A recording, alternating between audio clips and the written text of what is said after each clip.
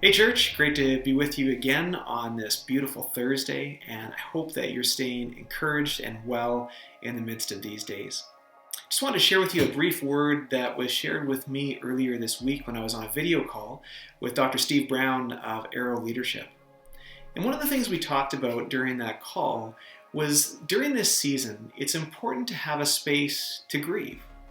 Each one of us in some way has lost something. Whether it was plans for the summer, whether it was a significant family event, whether it's been the ability to actually connect with loved ones and spend time with them, all of us have lost something. And it's actually okay to spend some time grieving those things that we've lost in the midst of also looking forward in hope for things to be relaxed, hopefully in the near future.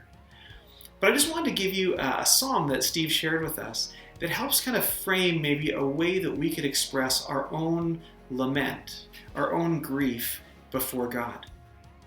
And it's actually Psalm 13, just a short psalm that has 3 movements in it. It starts out with a cry to God. The psalmist writes, "How long, Lord? Will you forget me forever? How long will you hide your face from me? How long must I wrestle with my thoughts and day after day have sorrow in my heart? How long will my enemy triumph over me? God, how long is this going to go on?" A cry out to God in the midst of our circumstances. A cry out to Him for the things that we've lost. It's okay to cry that out to God, to lament, to grieve those things. Then the psalmist, though, turns his attention to actually bringing a request before God. He says, "Look on me and answer, Lord my God. Give light to my eyes, or I will sleep in death. And my enemy will say, I have overcome him, and my foes will rejoice when I fall." Look on me and answer, Lord my God. I come with a request that I want you to meet me in the midst of my struggle. God, I want to know your presence. I want to know you're there, even as I grieve the loss, as I lament some of what I have lost in this season. God, I have a request for you. Will you meet me in this? And then the psalmist finishes with a statement of trust, affirming his trust in God. "But I trust in your unfailing love. My heart rejoices in your salvation. I will sing the Lord's praise, for he has been good to me."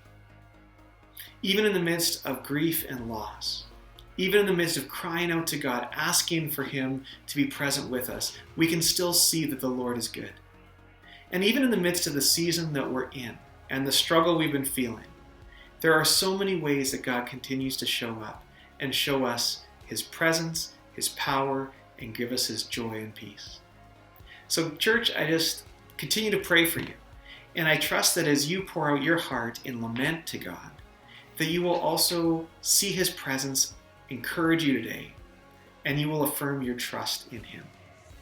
God bless you. We'll see you on Sunday. If you want to get ready for the service, be sure to read through Acts chapter 2 as we continue on in our series, Acts, the Church Unleashed. We'll see you on Sunday.